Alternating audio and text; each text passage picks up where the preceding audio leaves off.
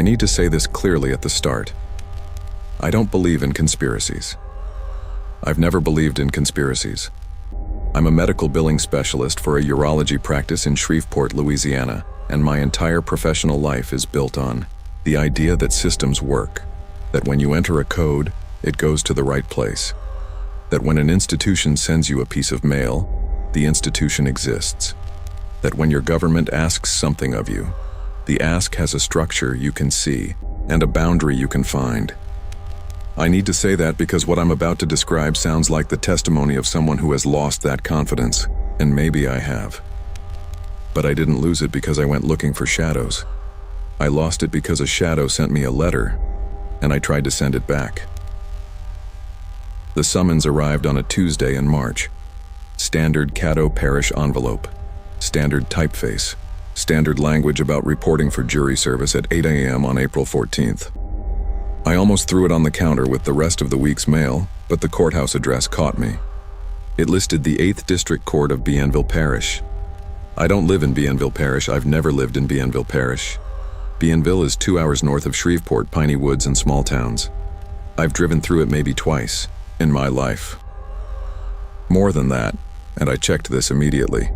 Louisiana doesn't have an 8th District Court in Bienville Parish. Bienville falls under the 2nd Judicial District.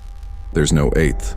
I assumed it was a misprint, a database error that merged 2 records and sent me someone else's summons with the wrong header. It happens.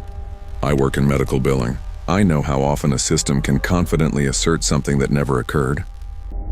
I called the Caddo Parish Clerk of Court the next morning. The woman who answered was polite, pulled my name, and told me she had no record of a summons issued to me for any date in April. She suggested I might have received something from the state level, a federal jury summons routed oddly, and gave me a number for the Western District Clerk, federal clerk. No record. I called Bienville Parish directly. The clerk there was older, sounded like she was eating lunch at her desk. She said Bienville hadn't seated a jury in 6 weeks and had no April impanelment scheduled. She asked me to read the case number off the summons. I did. She was quiet. For about 4 seconds. "That's not one of ours," she said. "That prefix doesn't match our numbering." "Whose does it match?" "Honey, it doesn't match anyone's. That's a 7-digit case number. We use 5. She told me to throw it away. Somebody's printer had burped. It happens. I should have thrown it away. I almost did. But that night I sat at my kitchen table and looked at the summons again. And there were 2 details I hadn't registered the first time. The first was my middle name. It was correct. My middle name is Aurélie. It's my grandmother's name. And it has the accent mark over the first E. Almost nothing in the American bureaucratic system preserves that accent. My driver's license doesn't. My voter registration doesn't. My social security card doesn't. The summons did. The second detail was that the summons wasn't asking me to report to a courthouse. The address, which I'd glanced at and categorized as courthouse address because the document was a jury summons and my brain did the rest, was a street address in Arcadia, Louisiana. A town in Bienville Parish. I looked it up. It was a residential address. A house. I want to be precise about what I did next, because this is where people will think I should have stopped. I agree. I should have stopped. But I want you to understand the specific texture of why I didn't. It wasn't curiosity. It wasn't bravery. It was professional irritation. I'm a person who fixes broken records for a living. When a claim comes back denied with a code that doesn't exist, I don't shrug. I trace it. I find where the system misfired, and I correct it. That instinct, the need to close the loop, is not adventurousness. It's compulsion. And it was pointing north. I drove to Arcadia on a Saturday, 2 hours and 10 minutes through Minden and past the lake. Arcadia is small, about 3,000 people. The address on the summons corresponded to a house on a residential street just off the main road through town. White clapboard, green roof, set back from the street. Not abandoned, not decrepit. Neat yard. A car in the driveway, curtains in the windows. I sat in my car for 20 minutes. I had no plan. I'd driven 2 hours to look at a house because a fake jury summons listed its address, and now I was here and I could feel how thin my reason was. A sane person drives home. A sane person throws the summons away and changes her mailing address if it happens again. I got out of the car and walked to the door and knocked. A man answered. Late 60s, maybe 70. Wiry build. Reading glasses on his forehead. He looked at me without surprise, which I remember specifically because I was a stranger on his porch in rural Louisiana, and his face didn't do any of the things a face does when a stranger arrives. "You got the letter," he said. Not a question. A confirmation. I held it up. He nodded and opened the door wider and stepped aside, and I walked in, which I understand, sitting here now, was the moment everything locked. The house was clean, sparse. He led me through a front room with a couch and a television, and into a dining room where a long table had been pushed against the wall. On the table in a neat row were 11 manila folders. Each one had a name written on the tab in blue ink. Mine was third from the left, orally and all. "Sit anywhere," he said. "The others have already been through." I didn't sit. I asked him what this was. He told me his name was Gideon Landry. He told me the house had been in his family since 1952. He told me that the summons I'd received was genuine. Not in the sense that a court had issued it, but in the sense that it was not a prank, not a scam, and not an error. He said that word carefully, not an error. 12 people have been called, he said. You're the last. I asked him who called them. The proceeding, he said. He pulled my folder from the row and set it on the table in front of me. Inside was a single sheet of paper, heavy stock, slightly cream-colored, with a watermark I couldn't make, out in the dining room light. The text was typeset, not printed. Actual typeset, with the slight impression of letter-pressed characters I could feel with my fingertip. It was a verdict form. 2 lines at the bottom, one for sustained and one for not sustained. Above the lines, a single paragraph describing the matter under deliberation. I read it 3 times. I'm going to do my best to reproduce it, though I want to be clear that the language was denser and more formal than anything I'm going to paraphrase. The paragraph described a claim. It said that in 1963, a man named Charles Jessup Merriweather had entered into an agreement with the town of Arcadia to purchase a piece of property on Sycamore Road for the purpose of establishing a medical clinic. It said the sale was approved by the town council, the deed was executed, and the clinic operated for 9 years. It said that in 1972, the town revoked the sale retroactively, seized the property, demolished the building, and expunged the record of the original transaction from the parish clerk's files. It said that the legal basis for the revocation was a zoning ordinance that did not exist at the time of the original sale and was created, backdated, and inserted into the municipal code specifically to justify the seizure. It said Charles Jessup Merriweather was black. The verdict form asked whether the claim was sustained or not sustained. I looked at Gideon. He was standing by the window, arms folded, watching me read. "Who are the other 11?" I asked. "People like you. People the proceeding selected." "Selected how?" "I don't determine that. I receive the names. The names come with addresses. I prepare the folders. The summonses go out through whatever channel they go out through. I don't mail them. They arrive. You're telling me a house sends jury summonses.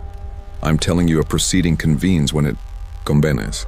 The house is where the folders are kept." I asked him how long this had been happening. He said his father had kept the folders before him. His father had received the first set of names in 1974, 2 years after the demolition. A proceeding was impaneled. 12 people arrived over the course of 4 months, and each one read the verdict form and marked their line and left. He said his father never told him what the verdict was. He said each proceeding was independent. "How many have there been?" I asked. "You're the 9th. 9 juries for the same case. The verdict has never been sustained." Something in the way he said it made me understand that the repetition was not indifference. It was refusal. 8 times 12 people had been selected, had come to this house, had read the form, and had marked not sustained. 8 times the proceeding had accepted the result, and 8 times it had started again. "What happens if it's sustained?" I asked. Gideon looked at me for a long time. "I don't know," he said. "It's never happened." He left me alone in the room with the folder. He went into the kitchen and I could hear him making coffee. The house was quiet in the way that houses in small towns are quiet in the middle of the day, not silent, but low, the ambient sound of air and wood and the distant hum of a road with occasional traffic. I sat down at the table. I want to describe what I felt because it's important. I did not feel afraid. I did not feel manipulated. I did not feel that I was in danger. What I felt was the thing I feel when a claim comes across my desk with a denial code I've never seen. And I pull the file, and the denial is wrong, and I can see exactly where the system broke, and the fix is simple, and the only thing standing between the patient and their coverage is someone willing to enter the correction. I felt that the answer was obvious. A man built a clinic. The clinic served people for 9 years. The town destroyed it and erased the record because the man was black and the year was 1972, and that was enough. The zoning ordinance was fabricated. The seizure was illegal. The demolition was an act of erasure. The claim was sustained. How could it not be? I marked sustained. I didn't hesitate. I didn't deliberate. I picked up the pen that was clipped to the inside of the folder, a blue ballpoint, nothing special, and I wrote my name on the line next to sustained, and I put the pen down and I closed the folder. Gideon came back in with 2 mugs of coffee. He looked at the closed folder. He picked it up, opened it, read my line and set it down. "You're the first," he said. "The first to sustain? The first on this panel. The others all marked the other line. 11-1. So the verdict isn't sustained." "No. 11-1 is not sustained." "Then what was the point?" He didn't answer. He handed me the coffee. I drank it. It was good. Dark roast, a little bitter. The kind of coffee old men in Louisiana make without thinking about it because they've been making it the same way for 50 years. I drove home. For 2 weeks nothing happened and I began to feel foolish. I'd driven to a stranger's house, read a document of unclear provenance, marked a line on a form that had no legal authority, and driven home. The whole thing collapsed in my memory into something between a scam and a folk ritual, and I filed it in the part of my mind where I keep things that don't resolve. Then the corrections began. The first one was small. I was reconciling a batch of claims at work. Routine, the kind of thing I do with half my attention. And a denied claim reprocessed itself while I was looking at it. The screen updated. The denial code disappeared. The claim status changed to paid. I hadn't done anything. I hadn't even opened the file. I checked the audit trail. The reprocessing entry was time-stamped 3 minutes before I'd sat down at my desk. The user ID associated with the action was mine. I called IT. They confirmed the timestamp and the user ID and told me I must have processed it earlier and forgotten. I hadn't, but I've worked in billing long enough to know that arguing with byte about timestamps is like arguing with the tide. I let it go. The second correction happened 2 days later. A prior authorization that had been pending for 11 days, a cystoscopy for a patient I'd been fighting with the insurer about, was approved. I received the approval letter in my inbox. The letter was dated the same day the original request had been submitted, 11 days earlier. According to the letter, the authorization had never been pending. It had been approved on receipt, but I had called about it twice. I had notes. I had the representative's name, a woman named Denise who had told me it was still in review. I called the insurer again. The new representative told me there was no record of my previous calls and no record of a review period. The authorization had been approved immediately. She sounded confused by my confusion. Over the next month, 14 claims in my active caseload resolved themselves. Each one had been denied, delayed, or contested. Each one was corrected retroactively, not overturned on appeal, not reprocessed. After intervention, but revised as if the denial had never occurred. The system didn't show a correction. It showed an original result that had always been correct. I started keeping a paper log. I wrote down every claim I was working on, its status, its denial code, the date. When a correction appeared, I compared it to my log. The paper didn't change. The paper still showed the denial. The system showed approval. The two records diverged, and no one but me held both. I want to be clear. These were good outcomes. Patients were getting coverage they were owed, procedures were being approved, bills were being paid, nothing harmful was happening. If anything, my department's metrics improved. My supervisor complimented my resolution rate. I smiled and said thank you and went back to my desk and stared at my paper log where the denials I remembered were written in my own handwriting, and the system showed a world where they had never existed. It took me 3 weeks to make the connection. Not because the connection was hidden, but because I didn't want to see it. The claims being corrected were all, every single one, for patients who had been wrongly denied. Not ambiguously denied. Not denied through a gray area of medical necessity. Coding, wrongly denied. Denials that I knew were incorrect, that I had been fighting through proper channels, that the system had generated through error or policy or inertia, and that I had been laboriously trying to fix through the appeals process.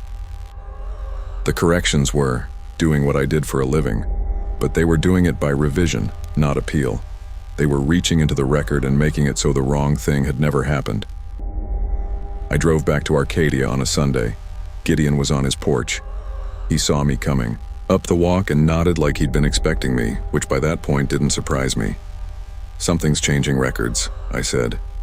"Yes, claims at my job, insurance denials, they're being reversed, but not reversed, rewritten, like they were never wrong in the first place. That's one way it works. One way what works?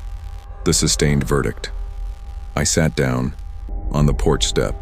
The street was empty. A dog was barking somewhere distant. "You said 11-1, not sustained." "The verdict wasn't sustained. Your vote was." "1 vote out of 12 doesn't..." "It's not a majority proceeding," Gideon said. He said it gently, the way you explain something to someone who has been thinking about it wrong. "Every vote is a verdict. Every juror's mark is binding on that juror. The 11 who marked not sustained, nothing changes for them. You marked sustained. So for you, the correction begins." The correction of what? Of what was done to Charles Merriweather.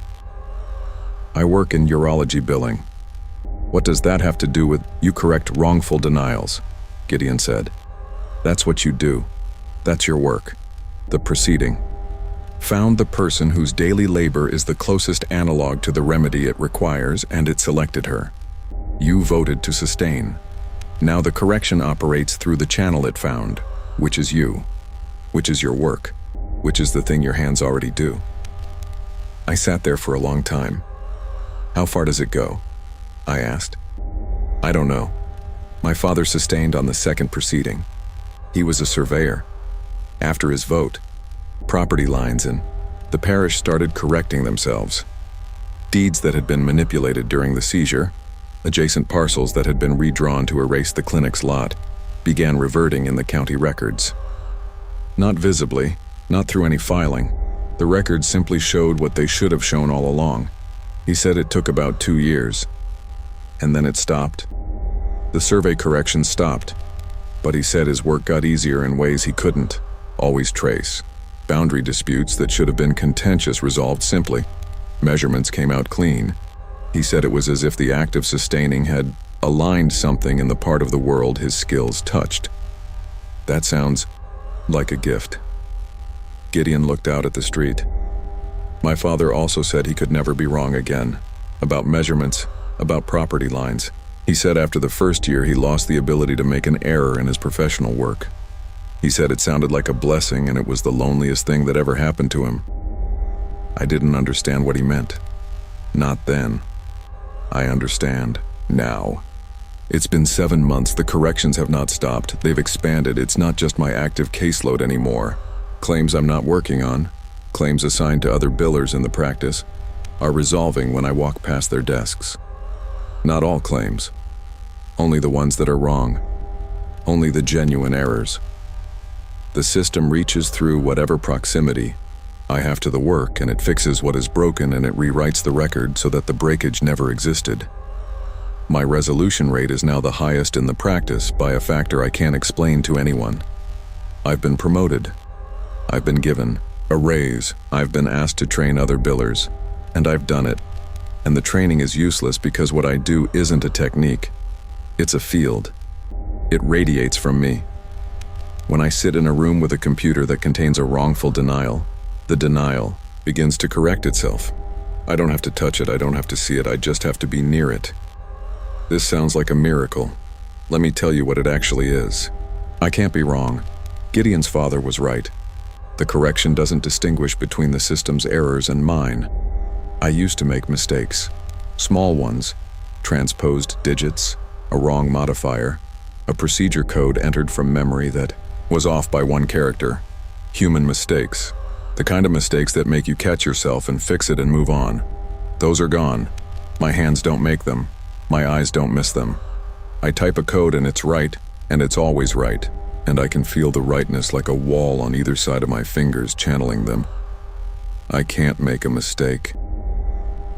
Do you understand what that means? Do you understand what it feels like to sit at a keyboard and know, not hope, not trust, but know with physiological certainty that every character you type is correct? It feels like nothing. That's the answer. It feels like nothing because the feeling of working, the actual human texture of doing a job, is made of resistance.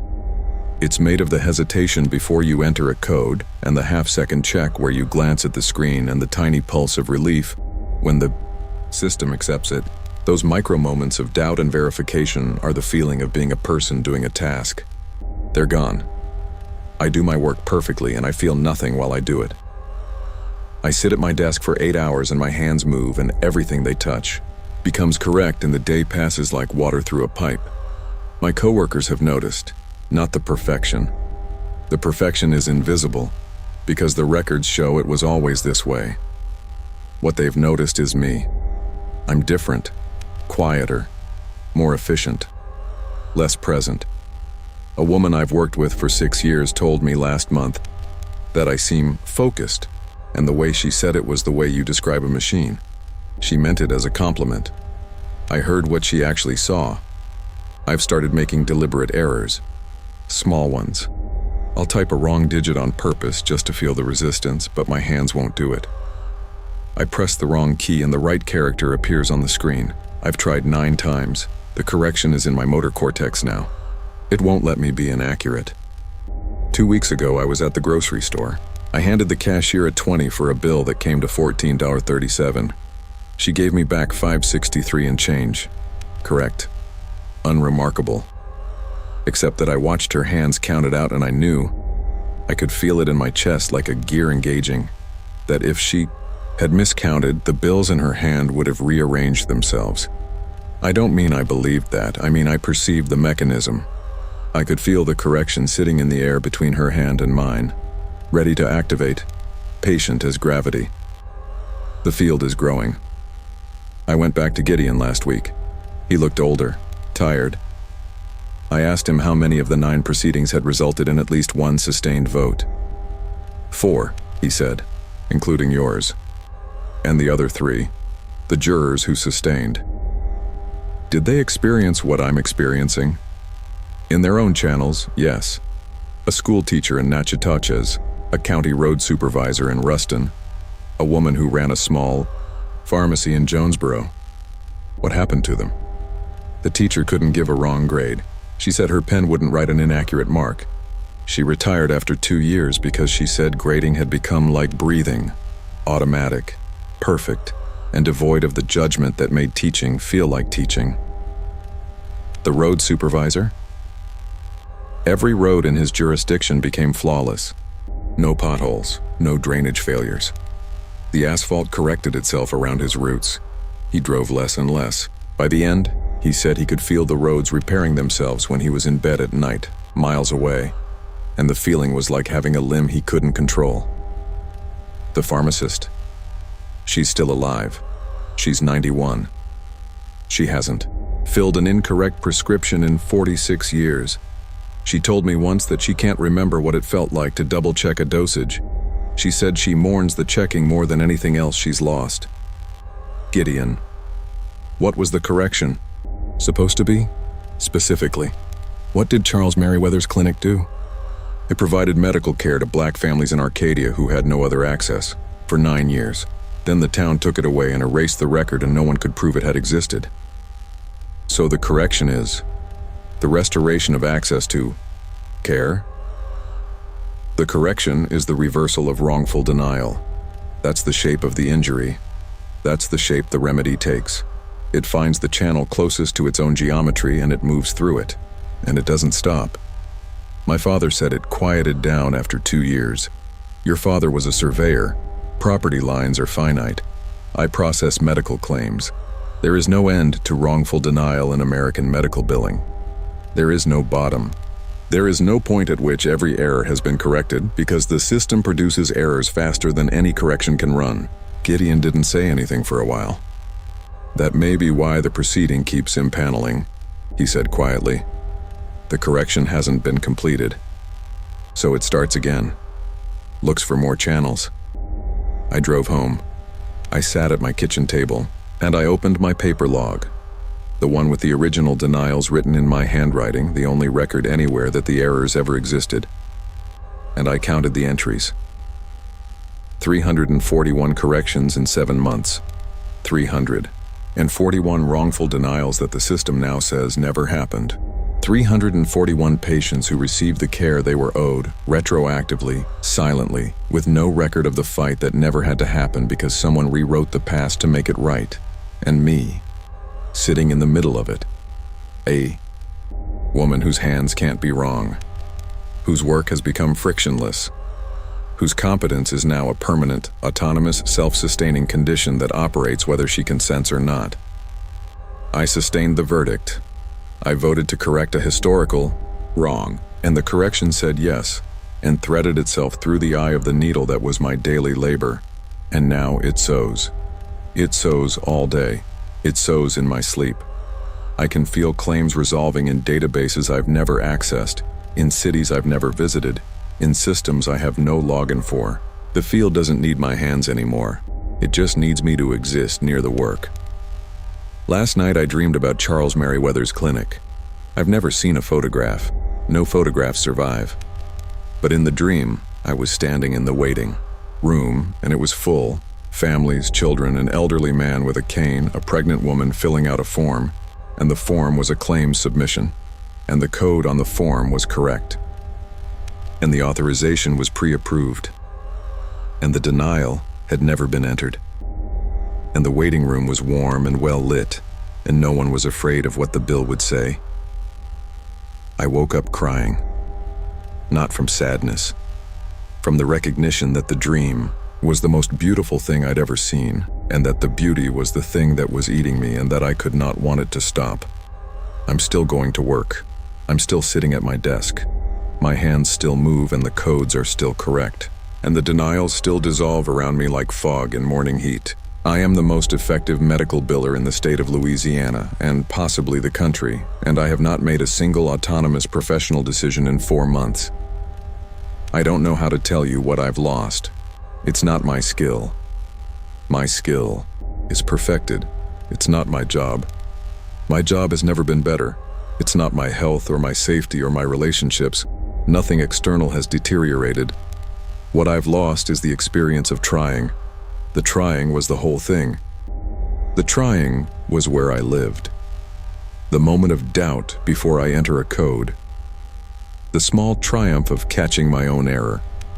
The frustration of a wrongful denial, and the satisfaction of fighting it through channels and winning, actually winning with my own effort, my own knowledge, my own stubborn refusal to let the system be wrong. The correction took the wrongness out of the system and it took the fight out of me, and I cannot tell you which loss is larger because they were the same thing. I know what you're thinking. You're thinking a man's clinic was destroyed. Families lost access to care, a community was erased. And you're upset because your job is too easy now? I know how it sounds. I know the scale of the original injury dwarfs anything I'm describing. I know that 341 patients received care they were owed. I know that the correction is just. I know that the verdict was right. I marked the right line. I will never believe otherwise. But I am asking you, and I don't know who you is, I'm writing this in a notebook at my kitchen table at 2 a.m. because my hands won't let me type anything incorrect, and I need to produce a document that contains doubt. I am asking whether justice, when it moves through a person, is obligated to leave the person intact, whether the channel has any rights, whether the river gets to ask the floodwater to please slow down. I don't think it does. I think that's the answer. I think Charles Merriweather built a clinic and the town tore it down, and the proceeding has been trying to rebuild it for 50 years, and it finally found a channel wide enough, and it is going to use me until the correction is complete. And the correction will not be complete in my lifetime because the American medical system will never stop producing wrongful denials, and I will never make another mistake as long as I live. Gideon called me yesterday. He said the proceeding is preparing a 10th empanelment. New names are appearing in the folders. He asked if I had any advice for the next juror. I thought about it for a long time. Tell them to sustain, I said. It's the right verdict. It was always the right verdict. And the cost? I looked at my hands. They were resting on the table perfectly still. They would not tremble if I asked them to. They would not fumble a glass or drop a pen or type a wrong digit. They were flawless instruments. They were not entirely mine. Tell them the cost is real, I said, and tell them to sustain anyway. I hung up. I sat in my kitchen. Outside, somewhere in the vast digital architecture of American healthcare billing, a claim that should have been denied was being approved, silently, retroactively, by a correction that would never appear in any audit trail. My hands were warm. They are always warm now. I opened my notebook. This notebook, the only imperfect record I can still produce because handwriting is not a system and a pen does not have a database and the correction has not yet learned to reach into ink on paper and make it right. I think it's learning, though. I think it's learning.